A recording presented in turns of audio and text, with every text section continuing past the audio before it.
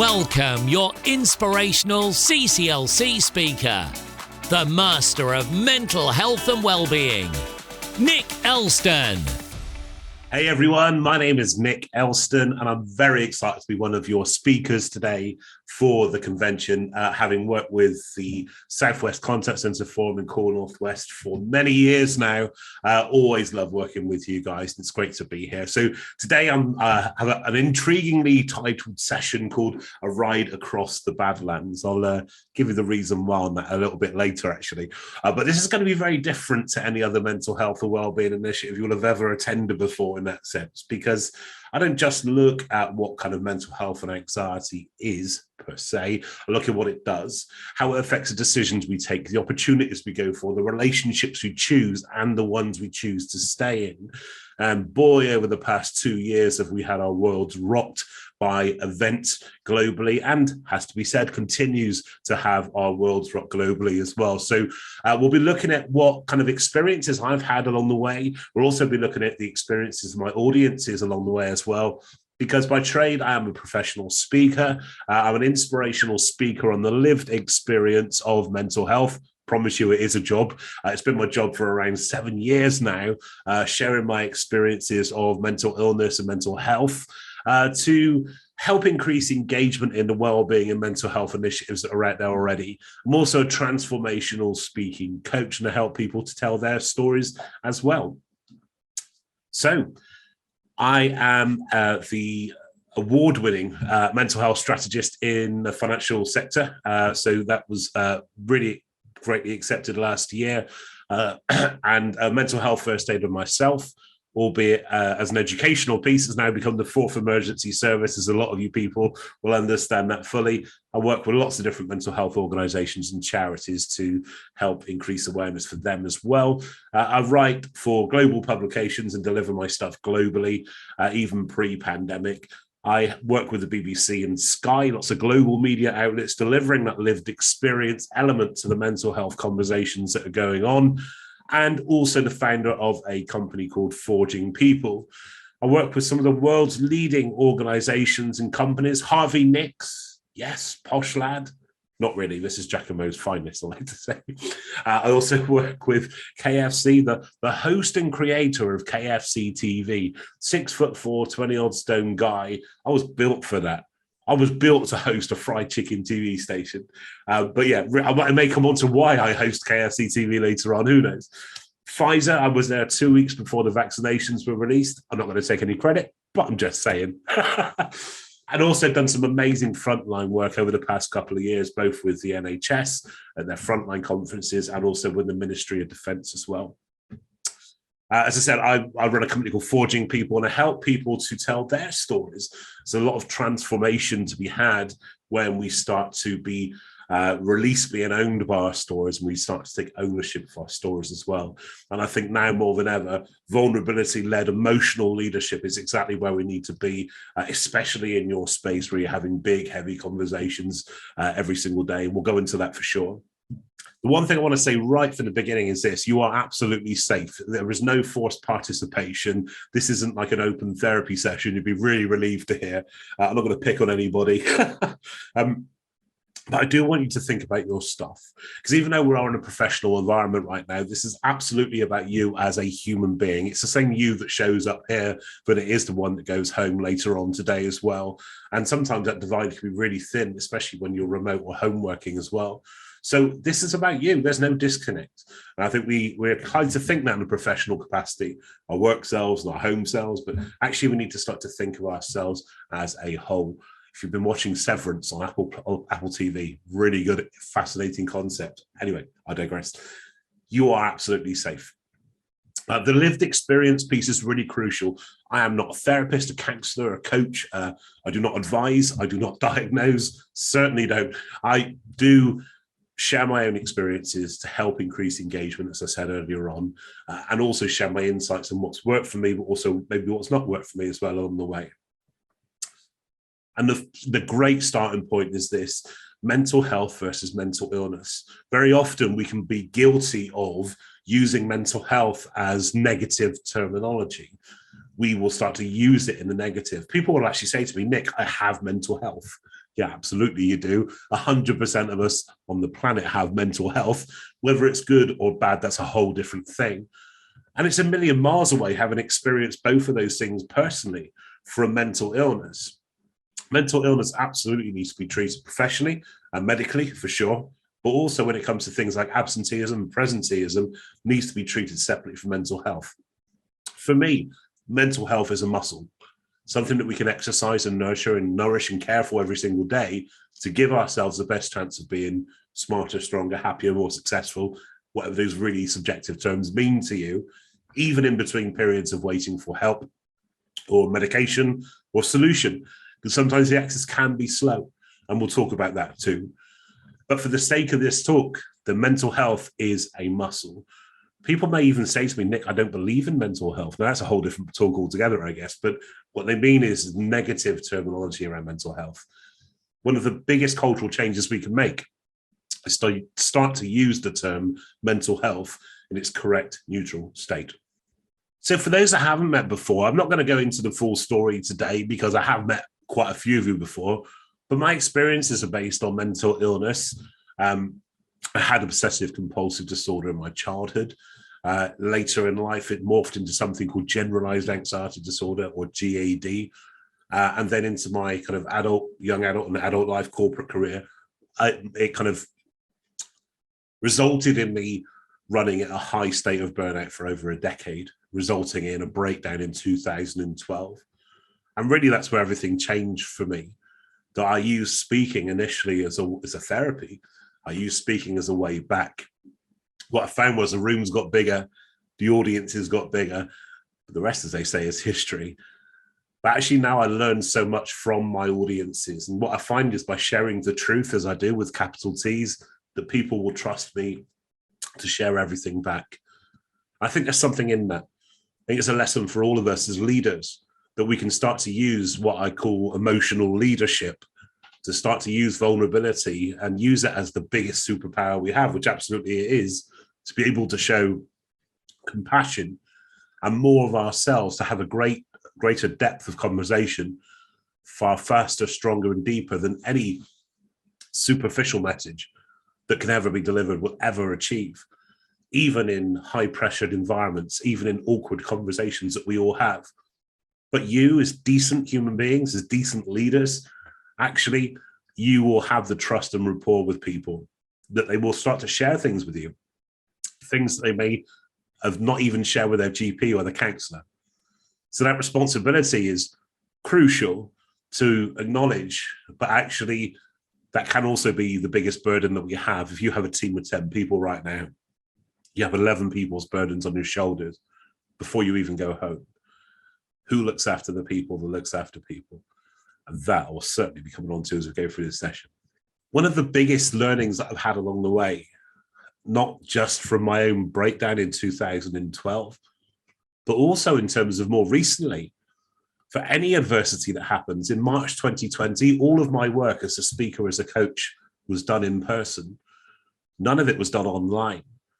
That's not a sob story, but the business died overnight, and everyone's had their own challenges. The network has had its own challenges.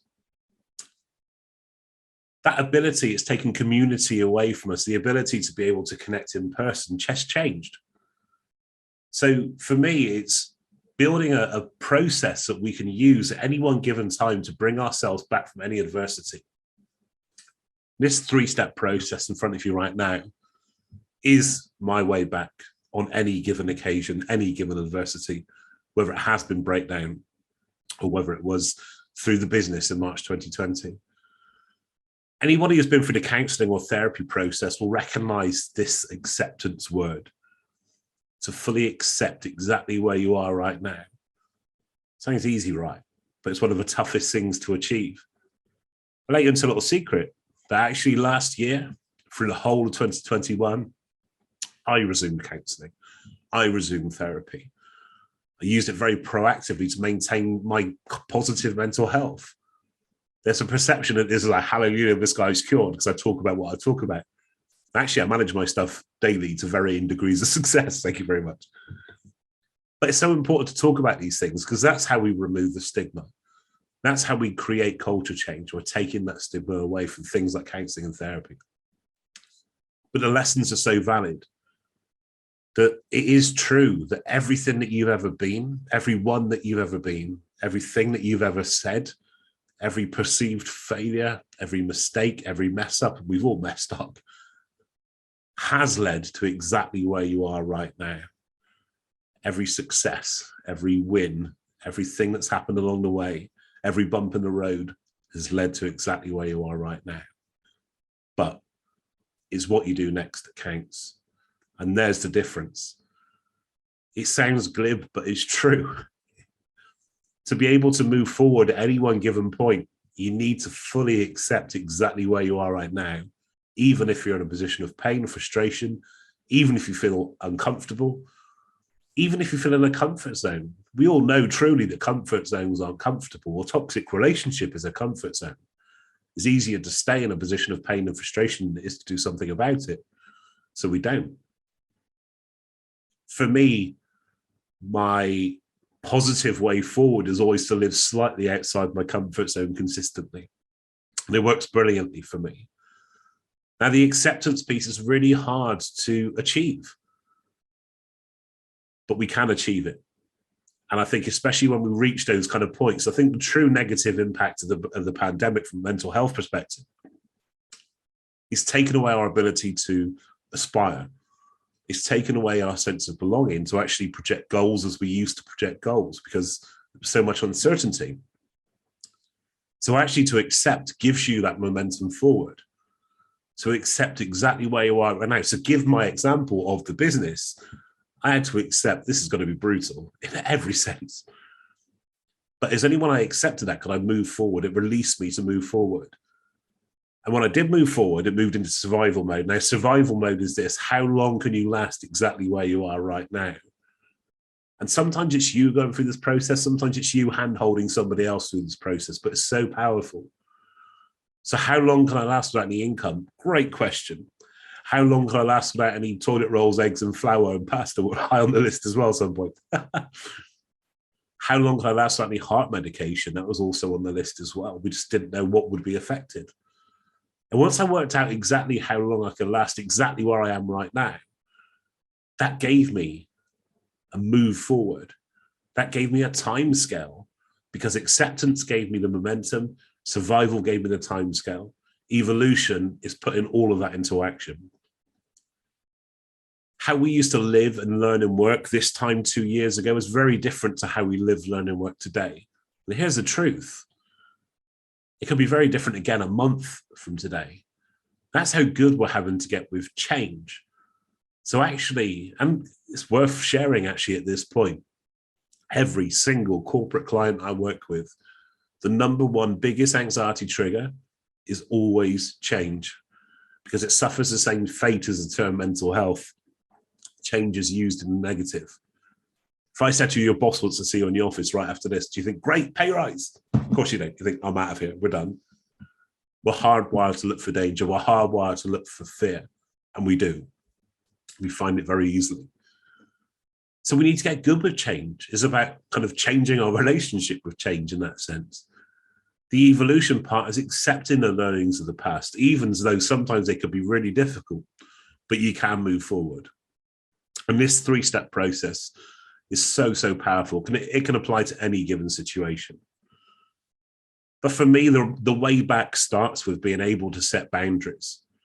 Are you truly living a life or having a career on your terms? Because if not, you need to ask yourself, whose terms am I doing these things on?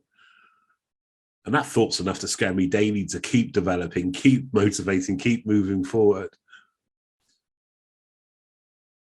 Very often we'll run on autopilot. We'll run on habits and also on narrative as well. Very often our narrative is not good for us. And I'll mention that right at the end, actually. But habits, really worth checking in on.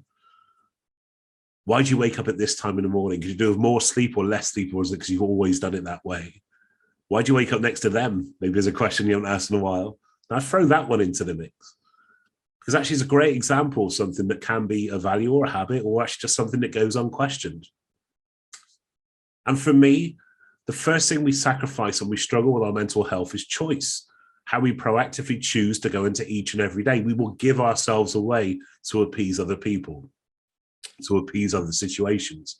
We give away our choice. We go at the ebb and flow of life. We fall into distraction techniques, not always positive. So reclaiming that choice is really important. Leave everything open to your own questioning. Take reincarnation off the table here.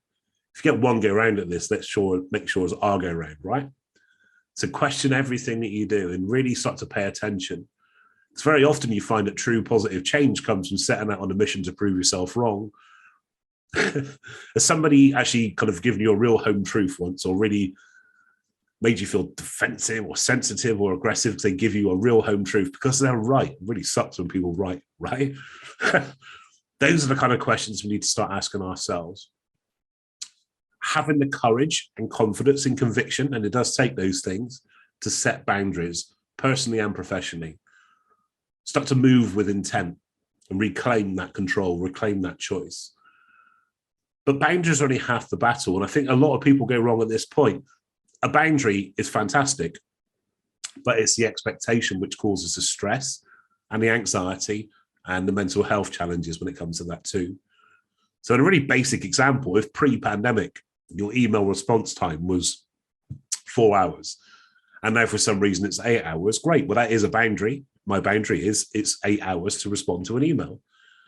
But unless you manage the expectations of everybody that affects, that nothing absolutely changes from a mental health perspective. Their expectation doesn't change because you haven't managed that expectation. So the stress levels don't change. In fact, they increase. So it's about having courage to really communicate with people how you want to live a life or run a business or have a career on your terms. I'll say at this point, by the way, I do apologize if I sound a bit kind of heavy. I have just come back literally from a week off of having COVID, and it kind of knocked me bandy, which is quite a kind of a task for a 6'4", 20-odd stone guy. But yeah, knocked off my feet. So anyway, I'll explain that again. Disarming truth. We'll come on to disarming truth right at the end too. Never assume. I think it's so important. This is Mark Twain, by the way, not Albert Einstein, because a lot of people think some of the worst things in my life never actually happened. Paraphrasing, but how true is that? We create anxiety about assumed outcomes to things, about assumed decisions and conversations and relationships and lots of different things, but very rarely is it found in the truth. I think we need to start to qualify our anxieties, to qualify our fears. You may find this as a leader, as somebody comes to you, they may not actually know why they feel anxious, they feel fear. So we need to start to qualify this. Now, I love basic examples. It's kind of how I work. I do a lot of work in schools and prisons. By the way, prisons are a lot easier than schools. Parents will understand what I mean by that. A young lady once said to me, what really makes her anxious is when she messages her friend and her friend doesn't message her back. But that's not what makes her anxious. That's a transaction. What makes her anxious is the fact that she's telling herself a story she's been dismissed or judged or not loved or rejected or those kind of things. It's a story which creates the damage. And I think there's a real lesson in that for all of us. Think of something that's making you anxious right now. Think about something that's really stressing you out. Ask yourself this qualifying question every time. Is this fact? And if it is fact, we can reach out for help. If it is fact, we can develop. We can get a solution, get coaching, get counseling, whatever that may be. We can have that conversation with that person, discuss that situation with that event. Very often what you'll find is it's a story that we tell ourselves which creates the damage. That's the challenge. Again, we talk ourselves into a losing game, and that's what we find. So ask yourself every single time, is this fact? Is this story? And you'll start to eliminate all of your anxieties at source. It's an amazing, amazing process that I found and constantly use. This is not hallelujah, this guy's cured. Honestly, I manage my stuff daily to varying degrees of success. And all the things that I've used, all the tools and tips and techniques and stuff that I've learned along the way, this has been the most important point, to realize that anxiety is created in regret from the past or fear of the future. Very rarely is it in today. And if I start to keep my mind in the moment, in the day, actually I can manage pretty much anything that comes my way. But it's when I start to live too far back or too far ahead, that's where the problems start to kick in.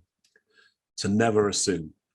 And actually, on day one of my own recovery back in 2012, I kept something called a worry journal. Now, bear with me on this. It sounds fluffy, but it's fun and it's free. I wrote down everything on day one that made me anxious or the byproducts of anxiety. So it could be defensive behavior, sensitive behavior, aggressive, lots of different things, lethargy, lack of energy, even jealousy or insecurity. And on day one, there were 128 entries. Welcome to GAD, by the way, and OCD. But I wanted to test Mr. Twain's theory. And actually 2 weeks later, I went back to check on that day. And of those 128 things, absolutely none of them happened. So set out on this mission to prove yourself wrong. And actually, you'll find that a lot of these things we can eliminate at source. And when's the last time you actually checked in on yourself? How are you doing? We're so busy firefighting. We're so busy looking after other people. How are you doing? It's such a healthy process to be able to do that. Right in front of you right now, there's some of the things that I will go through with people, including myself. Every Monday morning, I make sure that I do this exercise myself. In a call center, contact center environment, I have several clients who do this with their teams every Monday morning. Of these areas, what I do is get them to rate them out of 10. 10 out of 10 is excellent, 1 out of 10 is dire. It gives them an average score out of 100 on where they are generally. Anything that dips below a 6 or a 5, that's the stuff that I focus my attention on when providing content for them in the time coming after that. So it's like a pulse survey that constantly keeps updating with the current themes that are coming through and allows me to really focus on helping them. But for me, it also does the same thing for me. I put my attention on improving myself for that week on the areas which score the least. Excuse me. Also, who looks after the people that looks after people? As I said, who looks after you? You have a big kind of burden and responsibility when you are leading people. And that's such a powerful question because there's one we rarely ask as well. It's like the old airplane adage. We need to put our oxygen mask on first to be strong enough to help those around us, or we will get taken down with everybody else. I think especially in the UK, so I deliver globally, and there's cultural differences, but in the UK especially, we have a real problem that we believe, or we've been brought up to believe culturally and generationally, that self-care is selfish. We will start to feel guilty when we put ourselves before anything or anyone, so we don't. And you can only run for so long until you stop, as I say. So we need to recognize actually we need to be selfish in its truest sense to be able to help as many people as possible. But I'm taking a guess here that, like me, you're not a medical professional, you're not a therapist or not a counselor. How can you help people? How can I help people in the right way? Because the kind of the two main responses to people that are struggling are, actually, it seems too intense, too awkward, we keep them at arm's length, or we'll try and fix them. It's a human flaw wrapped up in a kindness to feel the need to fix anybody that comes to us with a problem. So that's what we do. And we take that burden, we take that responsibility on. There's a reason why I've never been solution focused. Far too empathic, or take on the characteristics and the pain and the burden of the other person that I'm speaking to. Be a terrible counselor, I promise. So how can we have better conversations with people around mental health that protects us as well? And it's such a crucial point. Now, this is how I do it. As somebody who was non-solution focused and very openly non-solution focused in the mental health space, I still have big conversations with people, from big dark subjects, suicide, self-harm, right through to the happy kind of fluffier stuff as well. But that's really important to recognize that, because if people have a trust and rapport with you, if you're a decent human being, if you're a fantastic leader, they will share things with you, and you will have experienced this already. How can you have better conversations with them whilst protecting yourself? This is how I do it. Now, use your own language. You can use your own tonality and stuff. This is how I do it. So I will say, I will give them an upfront agreement on the conversation. So thank you so much for sharing that with me. I really appreciate that. I'm truly humbled that you want to share that with me. Now, as you know, I'm not solution focused. I'm not here to fix you in any sense. Now, I use the word fix very intentionally, by the way. It's a very powerful word. However, I will listen to you as much as you want to be listened to. I will support you as much as you want to be supported. And then I will make sure I signpost you to the help that I think would be really great for you right now. Is that okay with you? Ask them the question. You've set the terms of that conversation. You've told them you're not there as a physician or a doctor or a therapist. You've told them the terms. Is that okay with you? Now, essentially in life, people just want to be heard and they want to be understood. So very often that's enough. Now, if they do say, actually, no, I'm really struggling, I need help right now, we can go to signposting, which we'll cover in a second. Very often people just want to talk to you. In a noisy world, we just don't feel heard anymore. Really important to recognize human-to-human conversations are absolutely valid. So then you actively listen, put down a device, put down your phone, truly listen to what they have to say. Try to ask emotionally leading questions. There's a reason why Mental Health UK did the Ask Twice campaign. We're conditioned to kind of give a positive on the first answer. How are you? Yeah, I'm great, thanks. How are you? But how are you feeling? Is a great emotionally open question. And it encourages a better conversation. Now, it sounds great on an Instagram post, usually in kind of like silver glittery writing on a pink background. Don't judge people. But let's face it, you're judging me, I'm judging you. We all judge everybody. But we can respectfully judge. We can listen to somebody, we can understand somebody without having to agree. And actually, in a moment, you can have 10 different people in your team, 10 different experiences of where we are right now. 10 different strong opinions on lots of different things, from the pandemic and mask wearing and vaccinations and global conflicts, lots of different things going on. But we can respectfully judge. We can listen and understand without having to imprint our beliefs on somebody else. And then we can actively signpost into the help that would be really good for them right now by removing all barriers.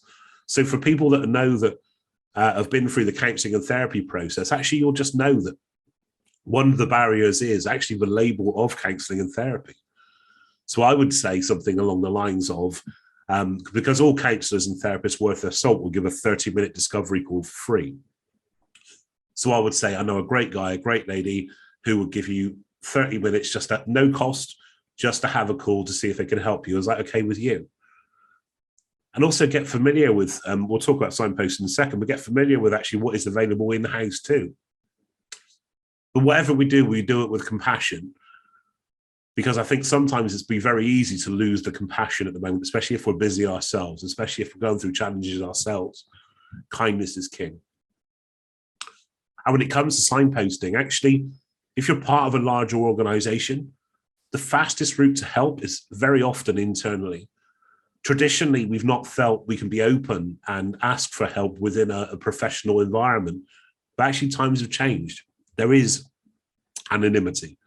There is confidentiality when you go into things like employee assistance programs and internal solutions.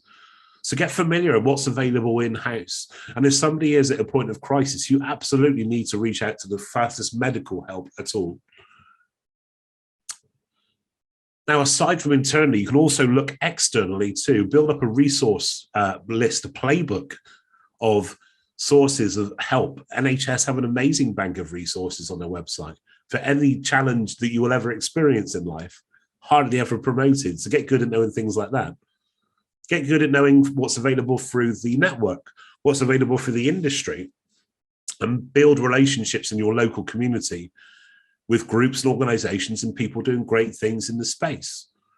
And if you're looking for help on this, by the way, you can go to Need Help on my website, or by using this QR code here, we'll take you straight through for some signposting ideas.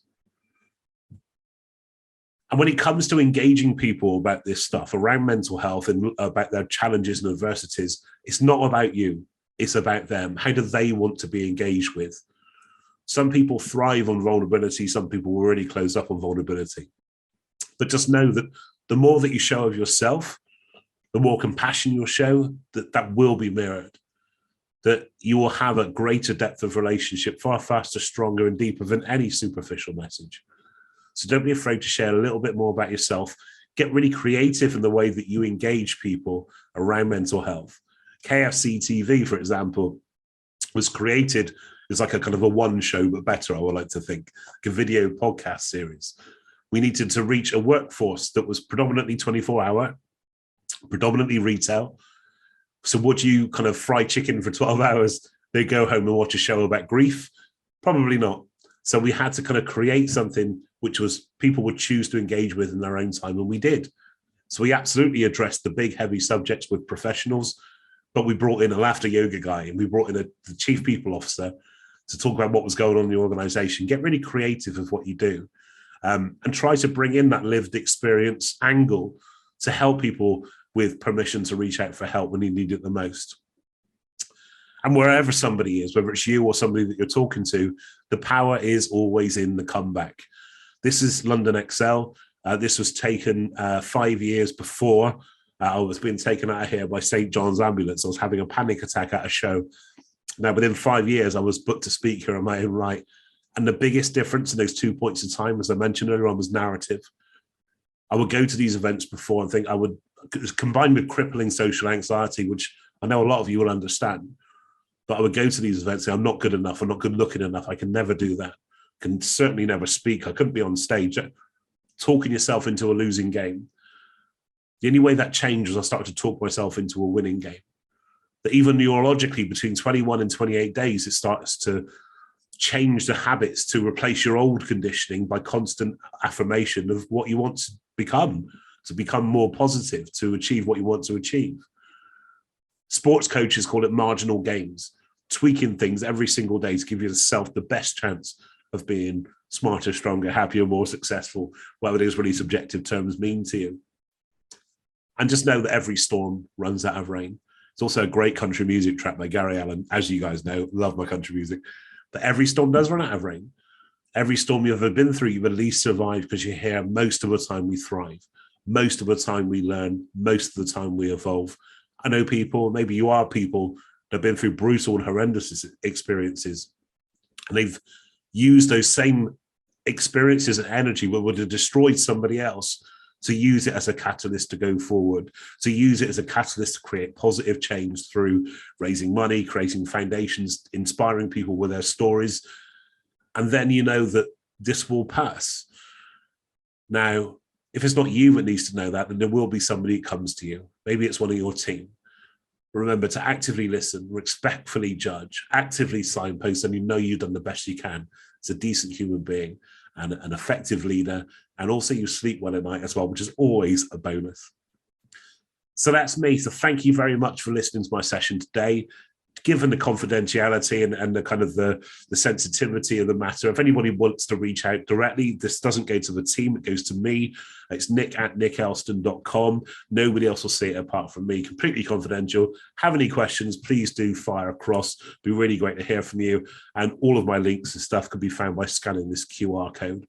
I want to take this opportunity just to thank Jane and Emma and the team for bringing me in today. It's always a pleasure to be with you guys, and I hope you're having a great day. Take care, guys. See you soon. Bye-bye.